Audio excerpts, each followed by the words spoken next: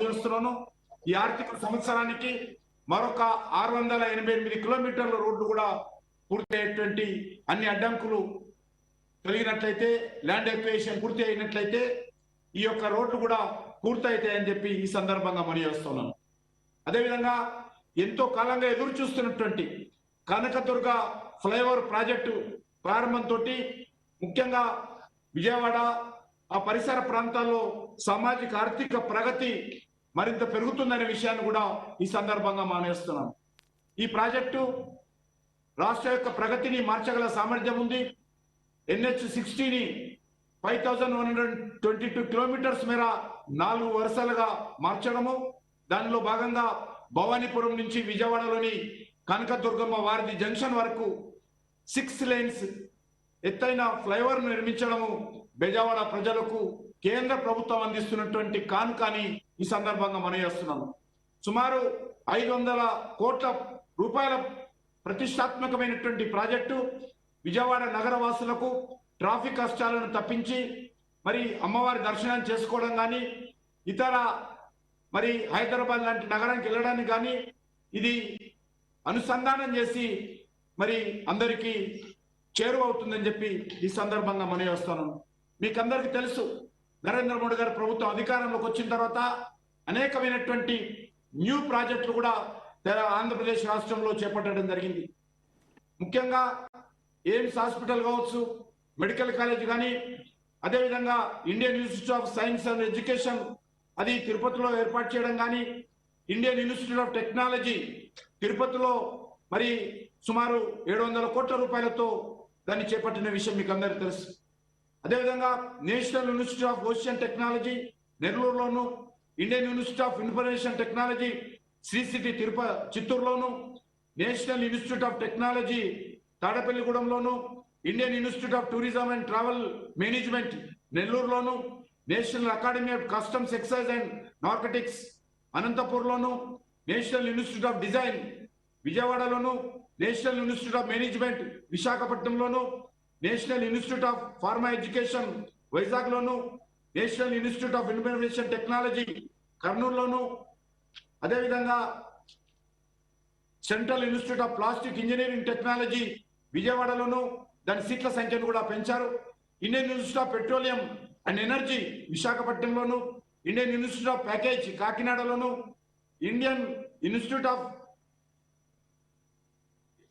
MSME technology and centre విశాఖపట్నంలోను, Indian institute of foreign and trade కాకినాడలోను, tribal university, central university అనంతపురంలోను, ఈ రకంగా అనేకమైనటువంటి విద్యా సంస్థలు కానీ కేంద్ర ప్రభుత్వము నరేంద్ర మోడీ గారు ప్రధానమంత్రి అయిన తర్వాత ఆంధ్ర రాష్ట్ర అభివృద్ధికి అంకిత భావంతో పనిచేస్తున్నటువంటి విషయాన్ని ఈ సందర్భంగా మనయేస్తా ఉన్నాను। తప్పకుండా మరి ఈ 2 తెలుగు రాష్ట్రాల అభివృద్ధి జరగాలని, ముఖ్యంగా కొత్తగా ఏర్పాటైనటువంటి ఆంధ్ర రాష్ట్ర అభివృద్ధి కోసం నరేంద్ర మోడీ గారి ప్రభుత్వము అంకిత భావంతో చిత్తశుద్ధితో తప్పకుండా రాష్ట్రంలో ఉన్నటువంటి ప్రభుత్వాలతో కలిసి మరి పనిచేస్తుందని, ఈ 2 రాష్ట్రాల కోసం మరి అనేక రకాల నేషనల్ హైవేస్ కానీ ఇతర కార్యక్రమాలు కానీ ముందుకు తీసుకెళ్తుందని ఒకసారి మనవి చేస్తూ, నేను తెలుగు ప్రజల తరఫున ముఖ్యంగా నితిన్ గడ్కరీ గారికి హృదయపూర్వకమైనటువంటి ధన్యవాదాలు తెలియజేస్తున్నాను। ఎందుకంటే వారు అనేకంగా తెలంగాణ రాష్ట్రంలో కానీ ఆంధ్ర రాష్ట్రంలో కానీ జాతీయ రహదారుల అభివృద్ధి కోసము నితిన్ గడ్కరీ గారు నిరంతరము కష్టపడుతూ మరి పనిచేస్తా ఉన్నారు। ఏ ఎంపీ గారు పోయినా కూడా, ఏ మినిస్టర్ అడిగినా కూడా లేదు అన్న మాట ఈ రోజు నితిన్ గడ్కరీ గారి నోట నుంచి వినలేదు। మనం ల్యాండ్ ఎక్వేషన్ చేసుకొని రోడ్లు నిర్మాణం చేసుకోవడము, ప్రాసెస్ చేసుకోవడం ఆలస్యం తప్ప ఏ రోజు కూడా నో అనేటువంటి పదము నితిన్ గడ్కరీ గారి నోటి నుంచి రాదు। కాబట్టి నేను వారికి आंध्र प्रदेश तेलंगाना का जनता के ओर से, सारी तेलुगु जनता के ओर से मैं नितिन गडकरी जी को बहुत बहुत धन्यवाद देता हूं। वो उनका नेतृत्व में आदरणीय प्रधानमंत्री नरेंद्र मोदी जी के मार्गदर्शन पे हमारा 2 प्रांतों को नेशनल हाईवे विकास के लिए बहुत अच्छे काम हुआ है और बहुत कुछ पाइपलाइन में भी है, कुछ टेंडर स्टेज में भी है, कुछ लैंड एक्विजिशन स्टेज में भी है। मेरा ख्याल से आने वाले इस 4 साल में और बहुत कुछ विकास होगा। मैं फिर एक बार आदरणीय नितिन गडकरी जी को बहुत बहुत धन्यवाद देता हूं। जय Hind.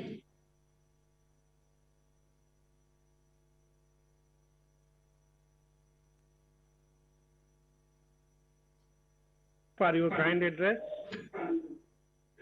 Now, we will witness the foundation stone laying and dedication to the nation of 61 highway projects worth rupees 592 crores and 1411 kilometer length by Honorable Minister for Road Transport and Highways and MSME Sri Nitin Gadkari ji.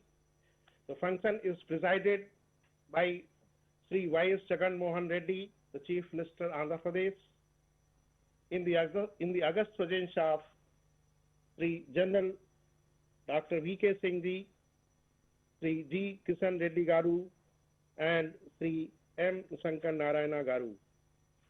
May I now request the Honorable Minister, Road Transport and Highways, to unveil the plaque, which will be accompanied by a screening of a short film on the projects. Sir, kindly.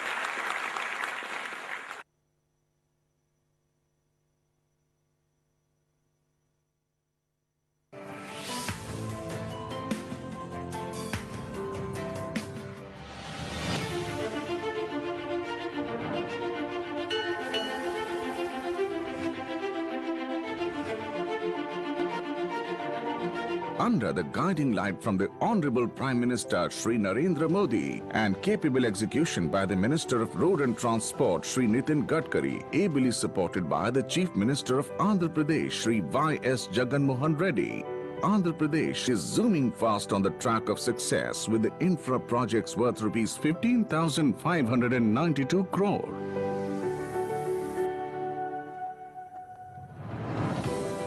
The land of Vijayawada is now witnessing the paradigm shift in growth with the completion of 2.5 kilometer long Kanak Durga flyover.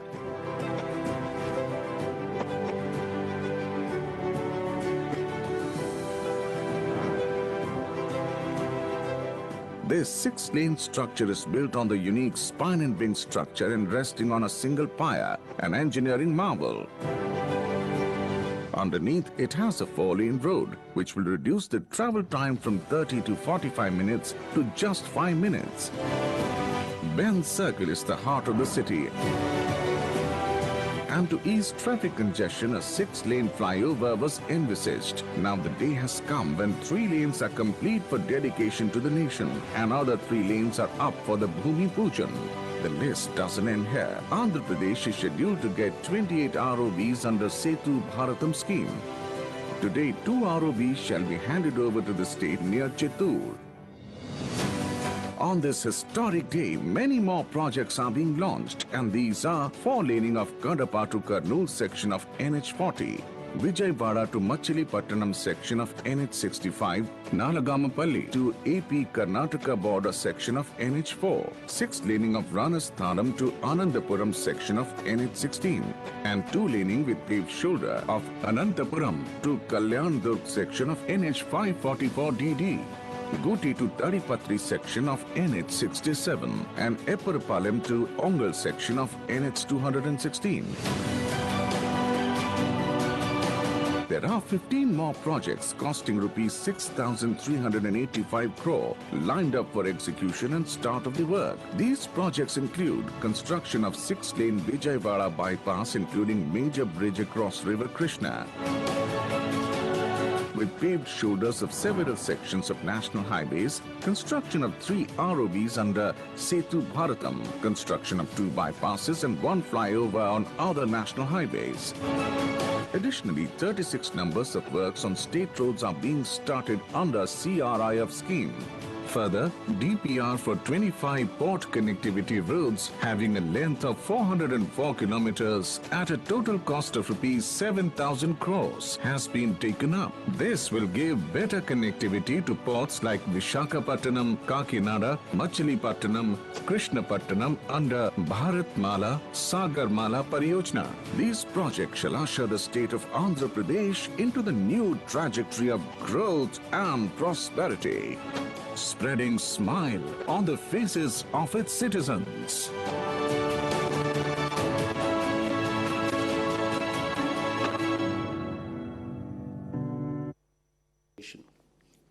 You had sanctioned funds to the tune of rupees 2,611 crores under Central Road Fund during the previous regime, sir.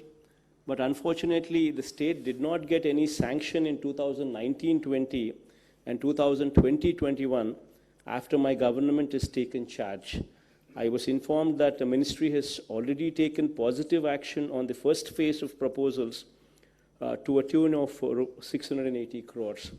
The second phase proposals to a tune of 820 crores is submitted to the ministry for your kind sanction, sir.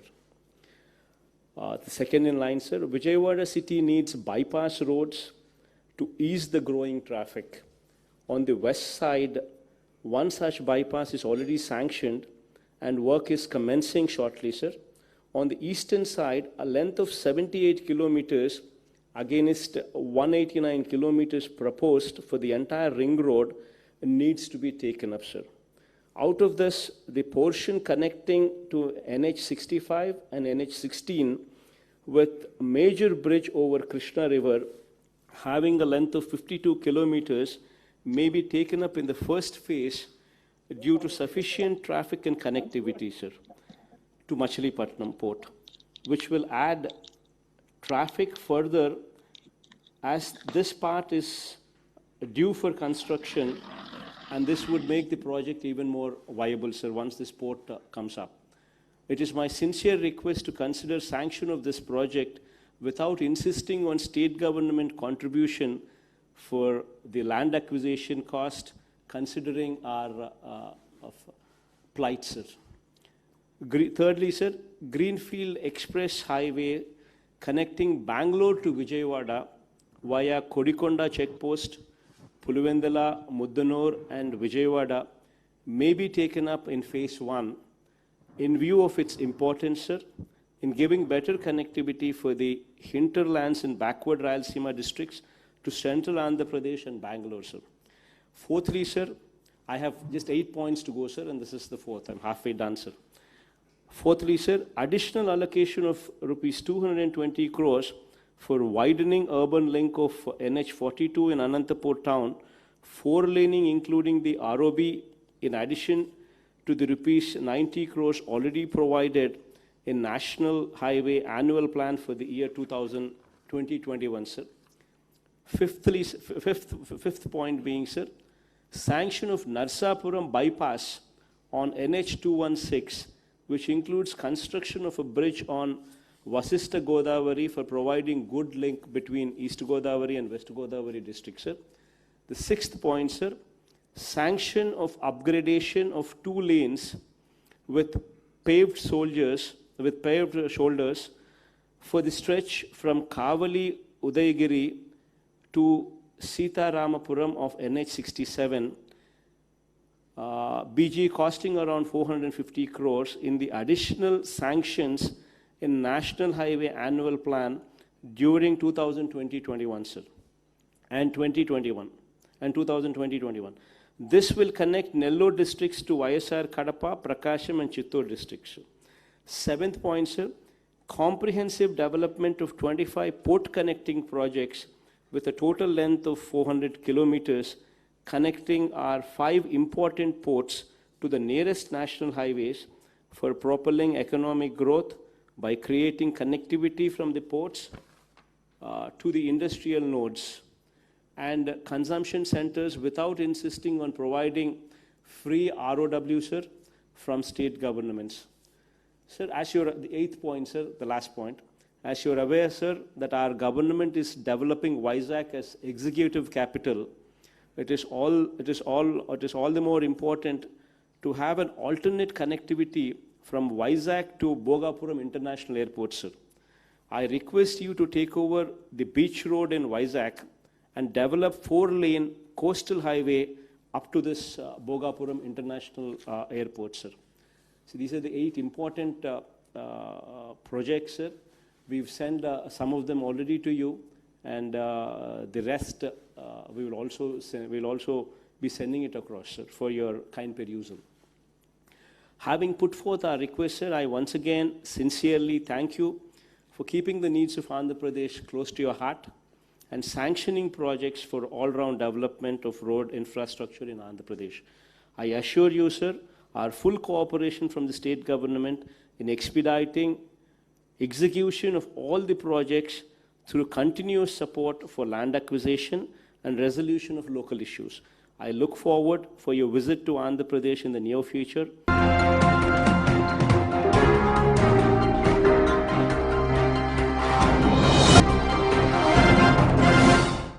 Krishna నదిలో వరద పోటు ఎక్కువగా ఉంది. పైనుంచి దాదాపు శ్రీశైలం నుంచి 7 లక్షల క్యూసెక్ల వరద నీరు విడుదలవుతూ ఉంది. అలాగే మనకి పులిచింతల నుంచి కానీ, మున్నేరు నుంచి కానీ, మూసినీరు నుంచి కానీ అన్నీ కలుపుకొని దాదాపు 9.5 లక్షల నుంచి 10 లక్షల వరకు దిగువకు నీరు విడుదల చేసే అవకాశం ఉందని తెలియజేయడంతో మనం ఈ తీర ప్రాంతాల ప్రజలందరినీ కూడా అప్రమత్తంగా ఉండమని చెప్పాం. అలాగే లంక గ్రామాల ప్రజలు ఉన్నారు మనకి. కృష్ణా బ్యారేజీకి ఎగువన ఉన్నటువంటి ఈ రాయపూడి పెదలంక, అలాగే ఉదయపూర్ మండలంలో ఉన్న 18 గ్రామాలు ఉన్నాయి, లంక గ్రామాలు. అందులో ఒక 5 లంక గ్రామాలు బాగా ఎక్కువగా లోతట్టు ప్రాంతంలో ఉన్నాయి కాబట్టి వాళ్ళందరినీ కూడా మనం వెల్లటూరు గ్రామానికి షిఫ్ట్ అవ్వమని చెప్పడం జరుగుతూ ఉంది. ఇంకా వేరే గ్రామాలు కూడా ఉన్నాయి, లంక గ్రామాలు. వాళ్ళందరినీ కూడా ఆ గ్రామాల్లోనే సురక్షిత ప్రాంతాలకు వెళ్ళాలి. లేదంటే వాళ్ళందరినీ కూడా మేము ఇవాక్యువేట్ చేసే అవకాశం ఉంది. ఎవరైతే లోతట్టు ప్రాంతాల్లో ఉన్నారో వాళ్ళందరినీ కూడా ఇవాక్యువేట్ చేయదలుచుకున్నాం కాబట్టి ప్రజలందరూ కూడా సహకరించాలి. ఆ బోట్లలో ఎక్కి ఎక్కువ మంది ఎక్కకుండా ఒక్కొక్క బోట్లో 10 నుంచి 15 మంది దాకా ఎక్కి సురక్షితంగా క్షేమంగా మనం కొల్లూరు, బట్టిప్రోలు, కొల్లూరు, అలాగే కొల్లిపర మండలాల్లో ఏర్పాటు చేసినటువంటి ఈ సహాయ శిబిరాలకి రావాలని చెప్పి నేను కోరుతున్నాను. ప్రజలందరూ కూడా దయచేసి సహకరించండి. మిమ్మల్ని అక్కడ గ్రామాల్లో ఉన్న వాళ్ళందరినీ కూడా, లోతట్టు ప్రాంతాల్లో ఉన్న వాళ్ళందరినీ కూడా సురక్షిత ప్రాంతాలకి రమ్మని చెప్పి మిమ్మల్ని కోరుతున్నాను. Thank you.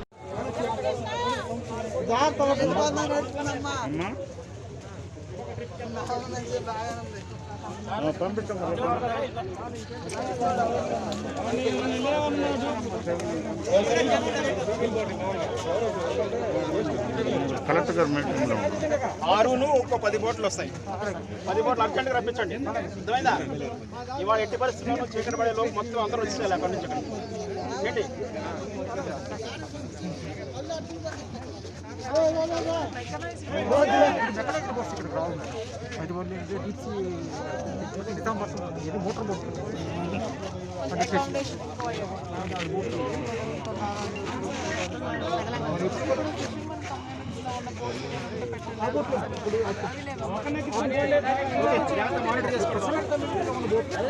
ఏడీ గారు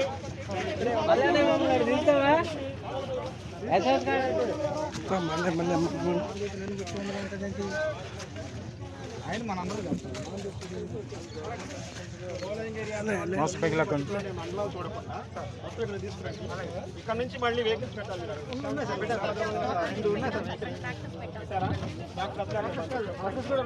అక్కడ అక్కడ ఎంపీడీ చెప్పారా అన్ని చేయమని చెప్పారు. ఎంతమంది అకామిడేట్ అవుతారు అక్కడ మీకు?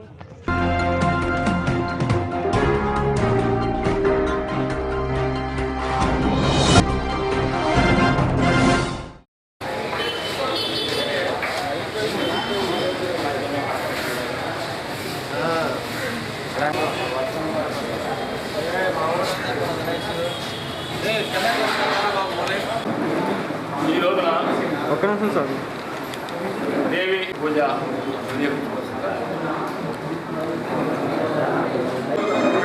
పెట్టుకున్నారు మాది కూడా అలా కాకుండా కొద్దిగా స్పెషల్గా కవరేజ్ చేయమని రిక్వెస్ట్ చేస్తాను.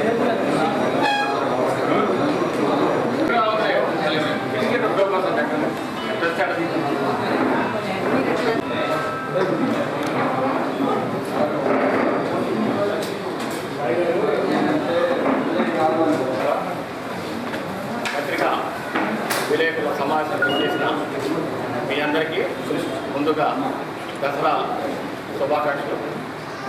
అలానే ఈరోజు రేపు 17వ తారీఖు నుంచి 25వ తారీఖు వరకు అమ్మవారి దేవి నవరాత్ర ఉత్సవాలు ఘనంగా నిర్వహిస్తున్నాము. గవర్నమెంట్ వారి కోవిడ్-19 ఉత్తర్వుల ప్రకారం శానిటైజర్ అయితేనే మాస్కులు ధరిస్తేనే పోతేనే మేము హ్యాండ్ గ్లౌజ్ కూడా ఫ్రీగా ఇస్తున్నాము. స్ప్రే మిషన్స్ పెడుతున్నాం. 3 హ్యాండ్ శానిటైజర్కి 3 మిషన్స్ ఆల్రెడీ పెడుతున్నాము. అలానే గుడి మొత్తం 4 times డైలీ శానిటైజ్ చేస్తాం తప్పకుండా.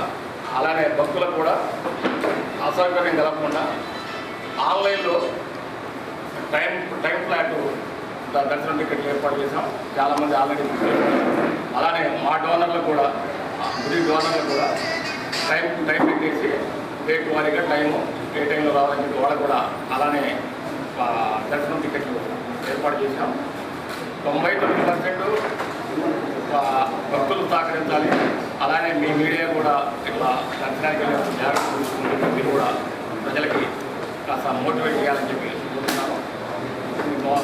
రెండోది చెప్పారంటే ఈ సంవత్సరం మాది 99వ సంవత్సరం అమ్మవారి దేవాలయం నిర్మించి వచ్చే సంవత్సరంతో 100వ సంవత్సరం అయింది కాబట్టి నెక్స్ట్ అన్నీ బాగుండి ఈ కోవిడ్ మనల్ని వదిలిపెట్టి పోయించకపోతే భారీ ఎత్తున ఉత్సవాలు చేద్దామని ఒక సంకల్పం ఉంది. ఎందుకంటే 100వ సంవత్సరం అంటే ఎప్పుడు అదొక బెంచ్ మార్క్ లాగా ఉంది కాబట్టి మహా సంభోషణ అయితే మహాకుంభాషణ కుంకుమ పూజలు హోమాలు అలానే దసరా కంటిన్యూ అయితే ఒక 3 నెలల ప్రోగ్రాం తీసుకొని భారీ ఎత్తున చేద్దామని చెప్పి ఒక ఆలోచన ఉన్నాం. అలానే దేవాలయ డెవలప్మెంట్లో కూడా మీకు అందరి గతంలో మేము 15 సంవత్సరాలైంది వచ్చి 15 సంవత్సరాలు దేవాలయానికి రమాన మేము ఒక 10 కోట్ల రూపాయల ఆస్తి భక్తుల సహకారంతో అలానే పెద్దలు కాంతర గారి సుబ్బర గారు కామేశ్వర గారు పెద్ద పెద్దలు ఊళ్ళో ఉన్న పెద్దల మాస్టర్ మైండ్ సెట్ అలానే మిట్టపల్లి ఇంజనీరింగ్ కాలేజ్ వాళ్ళకి అట్లా వేరు తెలియజేత ఉదాహరణకి పెద్దలంతా సహకరించి సుమారు 10 కోట్ల ఆస్తి వాళ్ళందరూ సహకారంతో డెవలప్మెంట్స్కి అయితే సదుపాయాలకి ఇప్పటివరకు డొనేషన్ తీసుకొని బాగా చేసాము. ఇంకా ముందు కూడా కొద్దిగా ఇంకొద్ది పనులు ఉన్నాయి. అమ్మవారి దేవాలయం మొత్తం ఇతరులతో సొన దేవాలయాలాగా చేద్దామని ఆలోచనతో చేసాం. ఆల్రెడీ 70% 25% కూడా వచ్చే 2-3 నెలల్లో పూర్తి అయిపోతుంది. తప్పకుండా గ్రామంలో ఎక్కువ మంది ఉదయం వస్తే బాగుంది. వాళ్ళకి కూడా మీరు కొంచెం మోటివేట్ సాయంత్రం వచ్చేదంటే ఉదయం కొంచెం క్రౌడ్ తక్కువ కాబట్టి ఉదయం వచ్చి ఎక్కడైనా అమ్మవారి దర్శించుకోవడం ఒక పద్ధతి కాబట్టి ఉదయం వచ్చేదానికి ఎక్కువ మంది ప్రపంచం చెప్పి మీకు కొంచెం మోటివేట్ చేయండి. అలానే మేము కూడా 9 రోజులు పోలీస్ శాఖ అయితే మున్సిపల్ శాఖ అయితే ఎలక్ట్రికల్ శాఖ సమన్వయం గురించి మేము ఎస్పీ గారిని కూడా కలిసాము. వారు కూడా మా దేవాలయం సీసీ కెమెరాలు అన్నీ చాలా బ్యూటిఫుల్గా చేశారని అభినందించారు. వారికి మా ధన్యవాదాలు. సీసీ కెమెరాలు అయితే అలారం చేసుకుని అన్నీ ఉన్నాయి. ఫైర్ ఎక్విప్మెంట్ అన్నీ ఉన్నాయి. మన క్యూ లైన్స్ కూడా ఎక్కువ ఈ సంవత్సరం మీద ఒక ఎక్కువ 10-20% ఎక్కువ పెట్టి క్యూ లైన్స్ మార్కెటింగ్ చేస్తాం. మార్కెట్ ప్రకారం వచ్చేదానికి మీరు కూడా సహకరించాలి. అలానే మీరు కూడా మీరు సహాయం మీరంతా సహకారం కూడా మాకు ఇస్తారని చెప్పి ఆశిస్తున్నాను. అలానే ఈ కార్యక్రమం 9 రోజులు ఉదయం సాయంత్రం ప్రతి సంవత్సరం మనం తెలుసు మన రాష్ట్రంలోనే ఒక భారీ ఊరేగింపు ఉండేది. కానీ ఈ సంవత్సరం ఆ ఊరేగింపు మాత్రం రద్దు చేస్తున్నాం. ఇవాళ గ్రామోత్సవం ఒక 50 మంది 100 మంది గ్రామోత్సవం చిన్న ఒక రౌండ్ అంతే ఈ సంవత్సరం. నెక్స్ట్ ఈ వారంతో వచ్చే సంవత్సరం భారీ జాతరలు చెప్పి కమిటీ మనం అలానే మీరు కూడా ఈ 9 రోజులు అమ్మవారి దర్శించుకొని తీర్థప్రసాదం తీసుకుని అమ్మవారి ఆశిస్తున్నాం. మా మహాద్వారానికి మీరు చూసే ఉంటారు, మీరు ఫోటో తీసుకుని కొంచెం ఎక్స్పోర్ట్ చేస్తే మాకు కూడా ఎందుకంటే కొంతమంది ద్వారా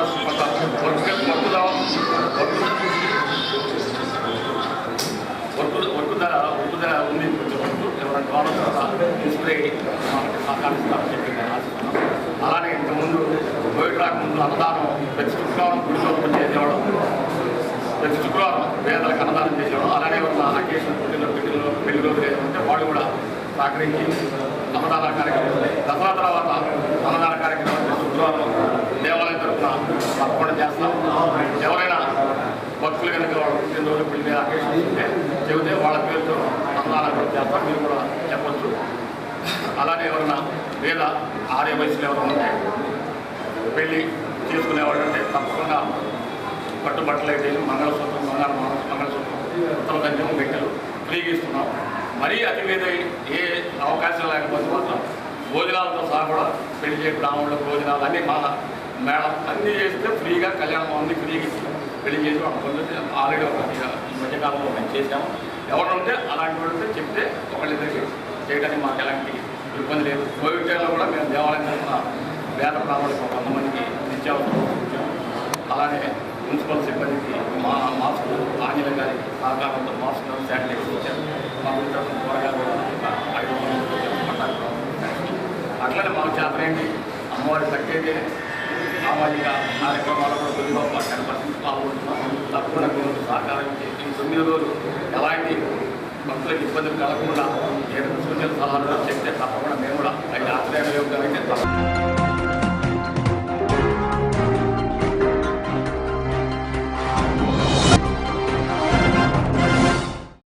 ఇక్కడ ఉన్నటువంటి పెద్ద నాయకులతో పాటు జిల్లా స్థాయిలో ఉన్నటువంటి ప్రతి ఒక్కరు కూడా ఆ ఉద్యమంలో అక్కడ 15 రోజులు ప్రతి ఉద్యమకారులందరూ కూడా తప్పనిసరిగా అక్కడ చేరే విధంగా లోకల్ గా ఉన్నటువంటి అవసరం ఉంది.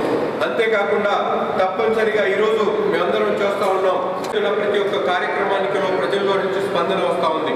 కానీ దురదృష్టవశాత్తు అమరావతికి సంబంధించినటువంటి టీం ని మేము తప్పనిసరిగా బిల్డప్ చేయాల్సినటువంటి అవసరం ఉంది. దాన్ని పెద్ద ఎత్తున ఎందుకంటే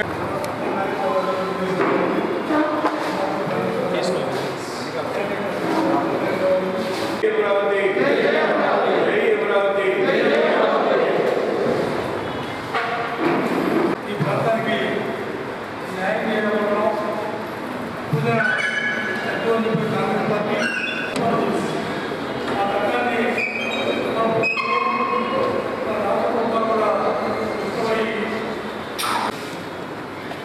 కాంగ్రెస్ పార్టీ సీనియర్ నాయకులు మాజీ ఎమ్మెల్యే ఈశ్వరరావు గారు, ఈ రౌండ్ టేబుల్ సమావేశానికి అధ్యక్షత వహించిన అజయ్ కుమార్ గారు,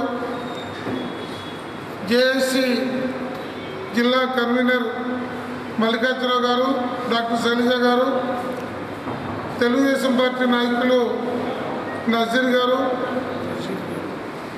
ఆమ్ ఆద్మీ పార్టీ నాయకులు వరప్రసాద్ గారు, లాల్ వజీర్ గారు, మన జర్నలిస్ట్ అసోసియేషన్ నాయకులు కృష్ణాచంద్రరావు గారు, కిరణ్ గారు, ఇతర మిత్రులారా పెద్దలారా,